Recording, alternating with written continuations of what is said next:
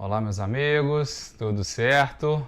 Vamos dar continuidade aos nossos estudos. Vamos entrar aí de cabeça no capítulo 3. Vamos falar de metodologias ágeis. Antes a gente entrar nessas metodologias, né, que a gente separou aqui, são 4, né? São 3, que é o Scrum, Kanban, o XP. O Scrum vai ser uma junção, né, das duas. A gente vai pegar boas práticas de ambos e juntar ali para fazer um compilado que é muito interessante também, né? E vale lembrar que não existem só essas metodologias, né? Essas metodologias, sim, elas juntam dá mais de 50% que o mercado consome, né? Mas hoje nós temos N metodologias, cada uma com a sua especificidade, né? Vai depender muito do caso, que você vai escolher uma, vai escolher outra, né? Essa é a grande graça, é a grande magia da gente ter vários tipos de metodologia, né? Que a gente consegue ter processos bem definidos para cada caso que você tiver. Então, assim, não tem aquele qual metodologia que é a melhor, né? A gente tem, obviamente, umas que são mais utilizadas, igual o Scrum e o Kanban, né? Por ter uma facilidade ali, de repente, de entendimento, ou por ser mais abrangente, né? Mas nada impede você usar uma ou outra, ou mais de uma, né? Quando você estiver fazendo um processo, igual a gente aqui, um processo de desenvolvimento de software, né? Então, assim, não tem certos e errados, tem sim realmente a gente analisar e ver quais dessas metodologias, né, disponíveis aí pelo mercado para a gente poder aderir, ou então até mesmo, né, você pensar em desenvolver algo muito específico aí para o seu ambiente de trabalho, né, vai que precisa de algo específico, você acabou não encontrando aí nenhuma metodologia, né, de repente fica essa possibilidade também, tá? Antes de a gente entrar, eu vou falar um pouquinho sobre o que são as metodologias ágeis, um conceito geral, de uma forma geral, né?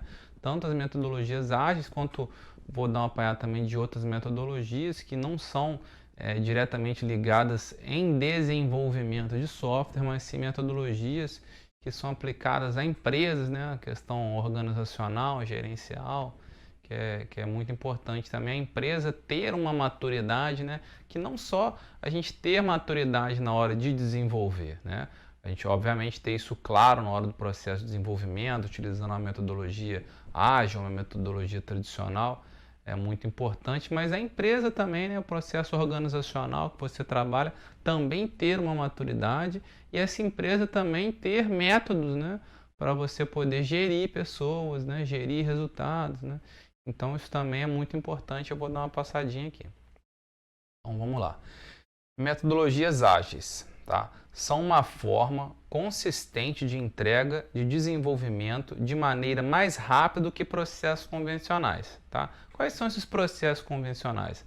Vamos voltar lá no capítulo 2, né? Os processos convencionais pode ser um modelo em cascata, né? Lembra do modelo em cascata que ele tinha aquela dependência entre as etapas? A gente pode ter um modelo incremental.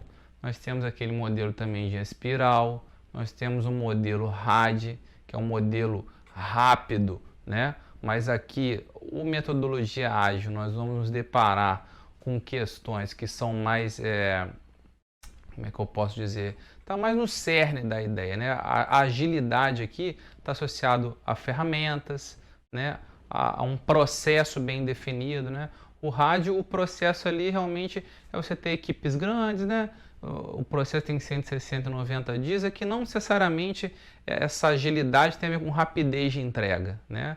É agilidade na hora de executar processos, tá? O seu maior preceito é a divisão ou fracionamento em pequenas porções. Lembra que a gente já comentou sobre isso? É muito importante você dividir o seu problema, né? Você decupar o seu problema ali. Porque quando você se depara com um problema muito grande, né, fica difícil o entendimento, até mesmo saber por onde vai começar a atacar para destrinchar aquele problema. Então é muito importante a gente dividir, né, esse fracionamento em pequenas porções. Tá? E com essas pequenas porções a gente começa a fazer a entrega para o cliente final com ciclos bem menores, né?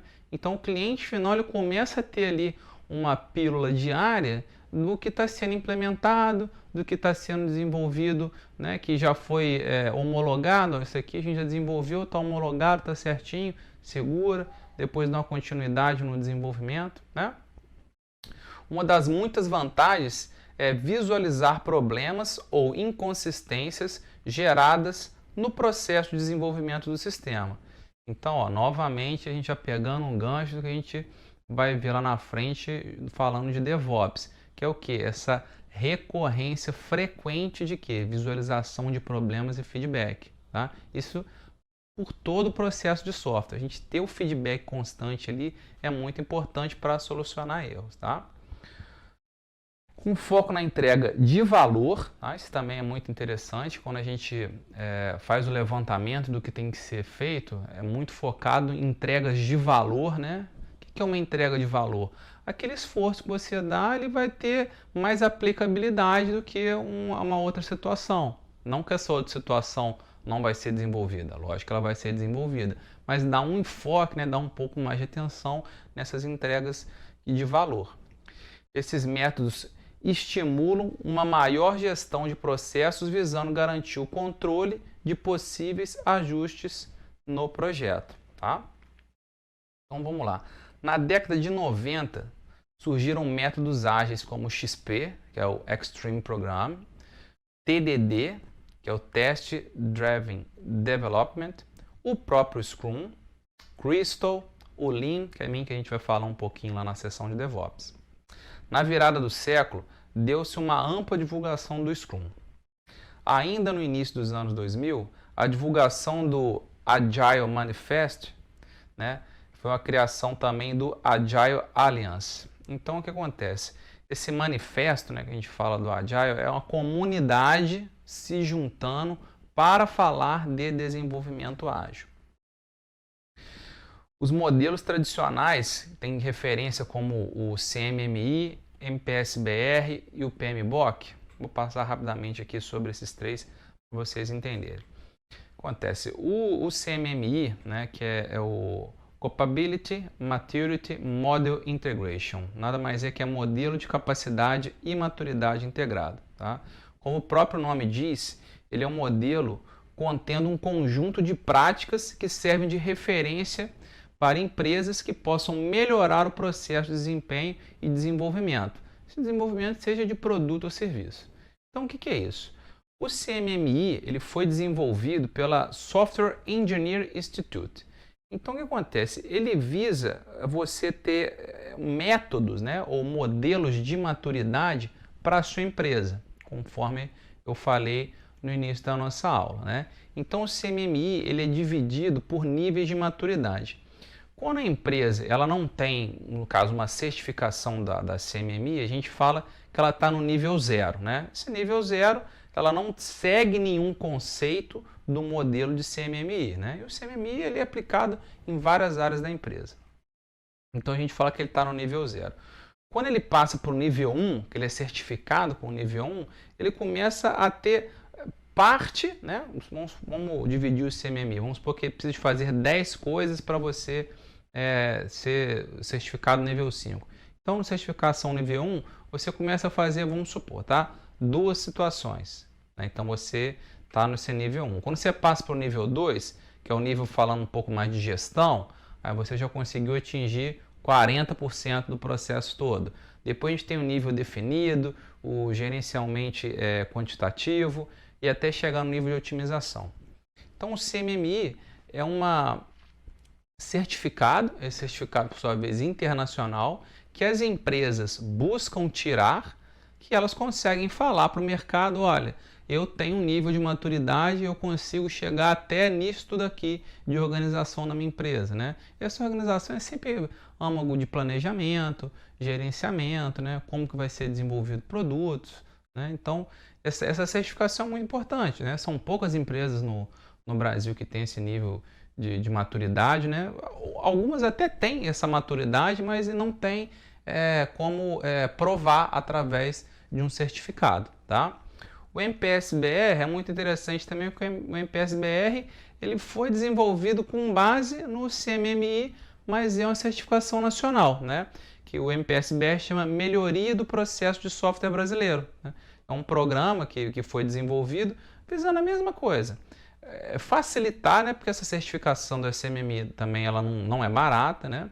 Então é facilitar e deixar mais tangível, né, mais palpável para empresas nacionais poderem se certificar, né? Essa certificação ela é mais granularizada, ela tem mais níveis de maturidade, A, B, C, D, e assim sucessivamente, e a gente consegue fazer uma alusão, né? Então, por exemplo, ao nível A e B, vamos lembrar aqui, correto? O nível A e B equivale ao nível de iniciante do CMMI. Então, a gente consegue fazer esse depara, né? E a gente também saber, poxa, essa empresa aqui que tem MPS-BR, que está na letra C, pô, é a mesma coisa de ser o nível de iniciante do CMMI, né? Então a gente consegue gerar algum tipo de credibilidade, algum tipo de certificação para uma empresa nacional através de um certificado aí da MPS-BR.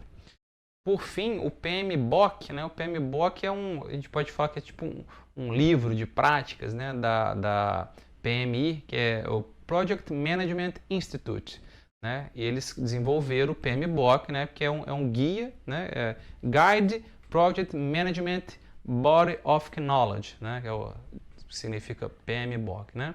Então, assim, é um guia de boas práticas, né? Ah, mas quais boas práticas são essas? Essas boas práticas em desenvolvimento, em planejamento, em execução, né? Monitoramento e controle. Então, o PMBOK se tornou, que a gente fala aqui, é uma Bíblia, né? A gente tem essa Bíblia aí para poder seguir boas práticas de desenvolvimento, tá? Então, os modelos tradicionais, eles têm referência nessas certificações, né? Então, eles têm por base essa certificação, apesar da certificação ter vindo depois, né? Eles estão andando, sim, de mão dada, tá? A partir do ano de 2010, apareceram relatos de empresas essencialmente ágeis, né?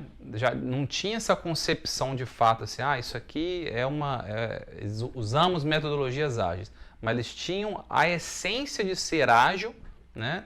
Por também modelos, ferramentas estavam sendo usados, métodos, né?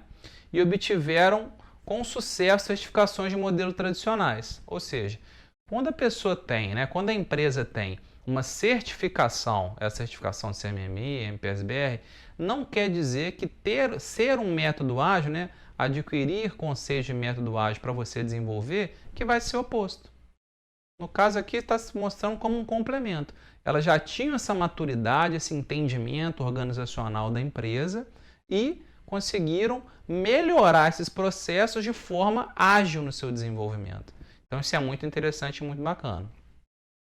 Os métodos ágeis, né, eles são pautados em alguns princípios, tá? E esses princípios é o que vão ditar a metodologia ágil em si, tá? No caso, tanto o Scrum, o Kanban, eles têm isto em comum, que são esses princípios ágeis. Eu vou passar um por um para vocês realmente absorverem, que quando você se deparar, ela é igual flexibilidade, pô, esse método aqui é bem flexível, então ele tem parte dele como característica ser um método ágil, né? Então vamos começar pelo primeiro, valor.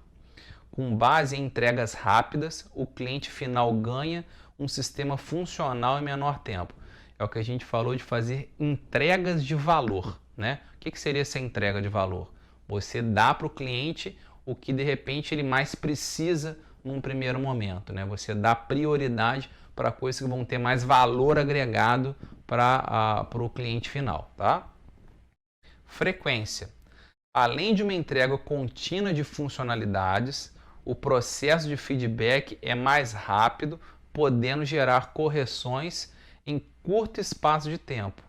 Isso primordial. Novamente, a gente batendo na mesma tecla do feedback.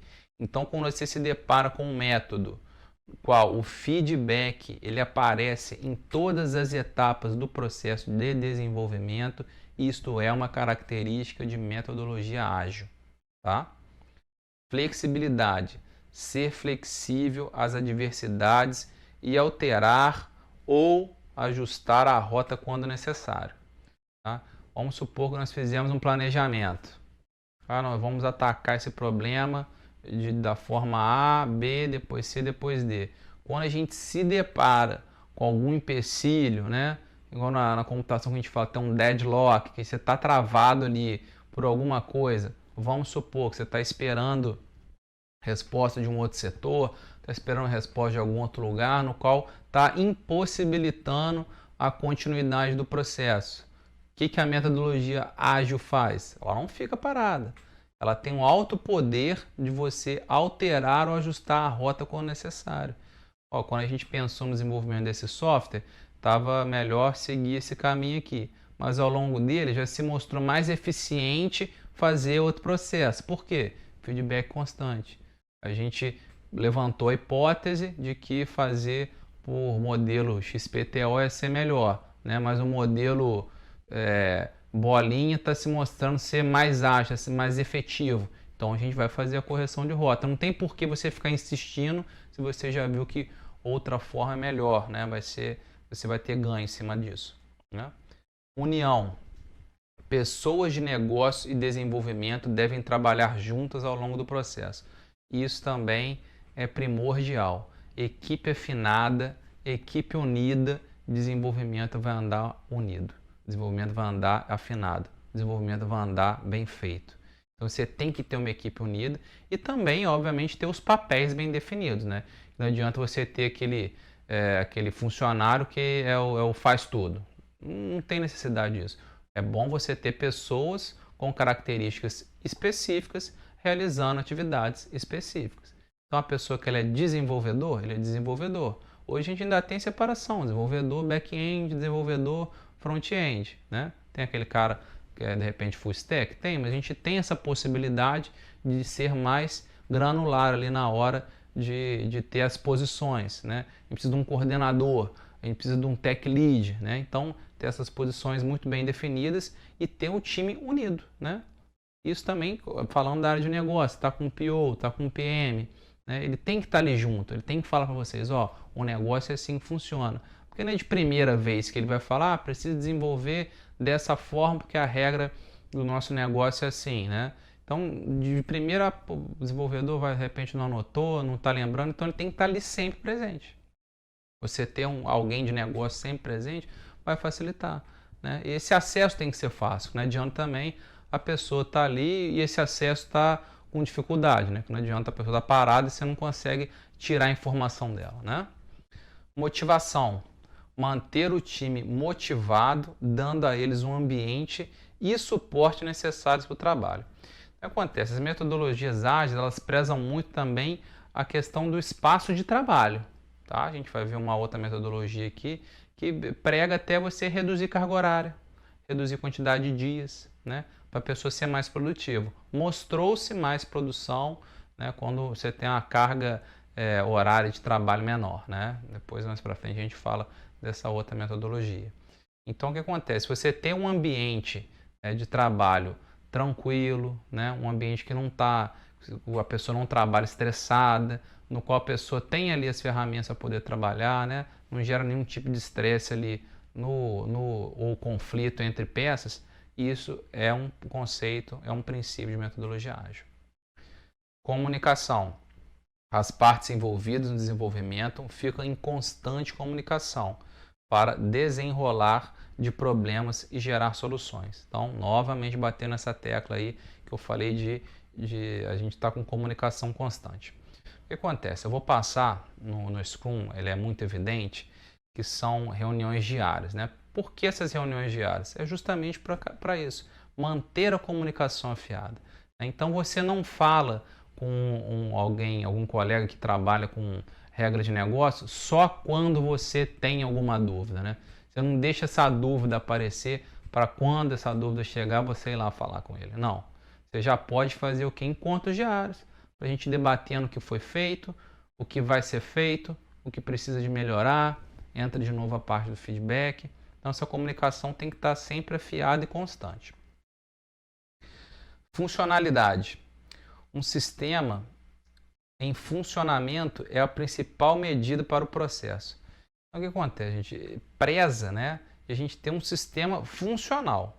Não adianta nada a gente desenvolver alguma coisa se ele não está pronto, né? Se não está palpável, a gente não consegue ver, a gente não consegue medir para ver se essa situação está ocorrendo bem. O que é muito diferente dos modelos que a gente viu lá para trás, né? Torna a falar do modelo cascata. Você só entregava para o cliente final né, quando tinha passado por todos os processos. Aí sim que ele ia ver. Aqui não, né?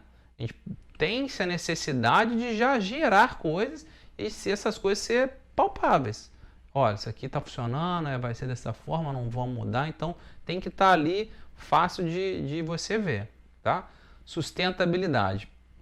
Processos ágeis promovem a sustentabilidade, onde os desenvolvedores e usuários são capazes de se manter por tempo indeterminado, né? Você tem um ambiente de trabalho sustentável. O que é um ambiente de trabalho sustentável? As pessoas elas conseguem trabalhar ali de forma tranquila, né? De forma independente. Eu não preciso, para eu trabalhar, o meu colega estar junto trabalhando. Eu consigo trabalhar aqui de forma independente. Eu vou sentar, vou fazer a minha atividade e ele faz a dele também. Ah, a gente está trabalhando em par? Ok. Poxa, passou mal? Tem que repor essa peça, né? Tem que ter outra ali para dar continuidade. Por isso que é interessante todo mundo ficar sabendo o que está sendo desenvolvido, né? Que assim a gente consegue manter esses princípios ágeis. Revisão. Atenção contínua no processo de revisão de código durante todas as etapas. Essa questão de revisão a gente vai ver que é uma palavrinha muito recorrente no mundo de desenvolvedor, de engenheiro, né?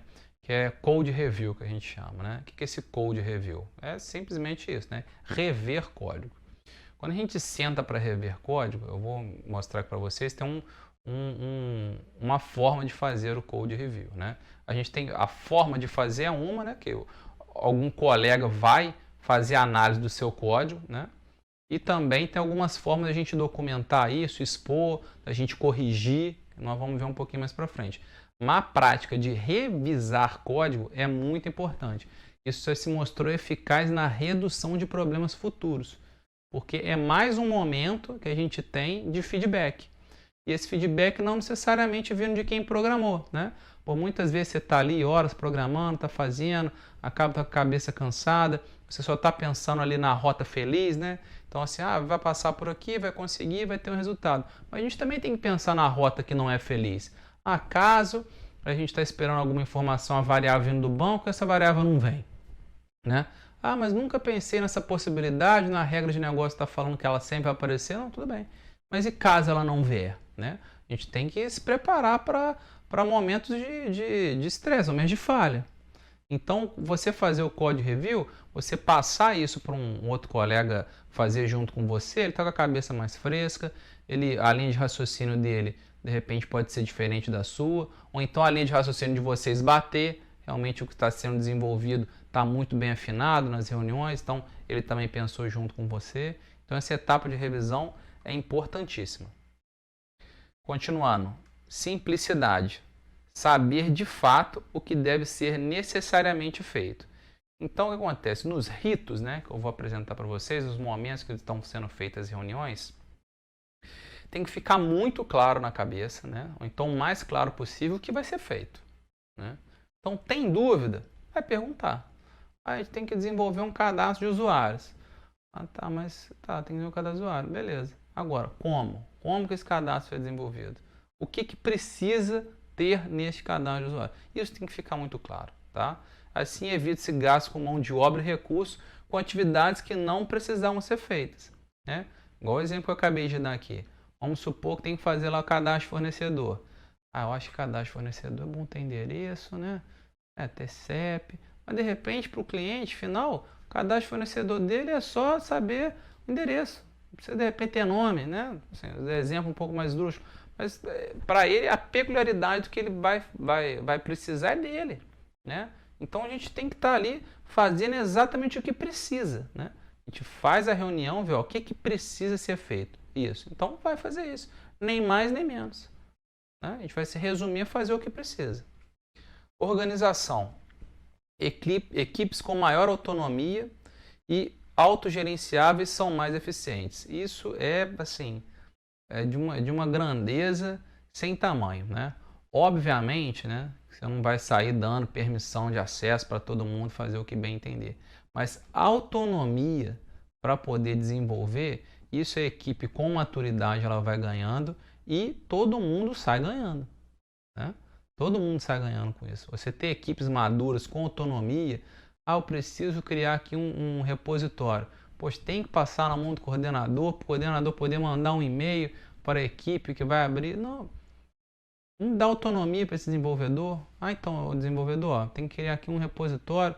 Tá bom, pede lá para quem vai criar o repositório. Ah, deu um problema aqui na nossa esteira aqui do pipeline, né? Tá quebrando aqui na hora de fazer teste. Como é que a gente vai fazer? Pô, onde é que tá? Vamos abrir a pipeline ali, vamos ver onde é que tá quebrando, vamos ver que tipo de teste é que tá quebrando para a gente corrigir. Tem que ter autonomia para trabalhar. Autoavaliação. Em intervalo de tempo regular, a equipe reflete sobre como se tornar mais efetiva, fazendo assim um refinamento e ajuste do comportamento. Isso a gente vai ver também lá na questão de DevOps, né, que a gente tem um rito lá que chama pós-mortem, né? O que é esse pós-mortem? Depois que, vamos supor que deu aquele problema gigantesco, todo mundo sem saber o que fazer, pum, resolveu. Resolvemos o problema, acabou o problema que estava em produção. Normalmente é feita uma reunião de pós-mortem, né? Essa reunião de pós-mortem não é para ficar apontando, ah, foi fulano que errou, foi Beltrano que colocou erro em produção. Não, é realmente entender o que aconteceu, por que aconteceu e arrumar de isso não acontecer novamente, né? Não é caça às bruxas, né? É você realmente saber, olha, tivemos um problema aqui, por quê? Ah, a falta de conhecimento técnico. Beleza, então vamos capacitar ali quem cometeu esse problema para evitar que ele se repita, né? Então essa autoavaliação é muito importante. No final, o que eu vou mostrar para vocês das sprints, né, do Scrum, a gente tem um momento ali de autoavaliação. Ó, o que foi bom, né? Ah, pô, a gente identificou aqui, tem um desenvolvedor que ele está indo muito bem trabalhando com front. Então, pô, vou ficar mandando para o cara projeto de back-end? Não, deixa o cara focado ali no front-end, né?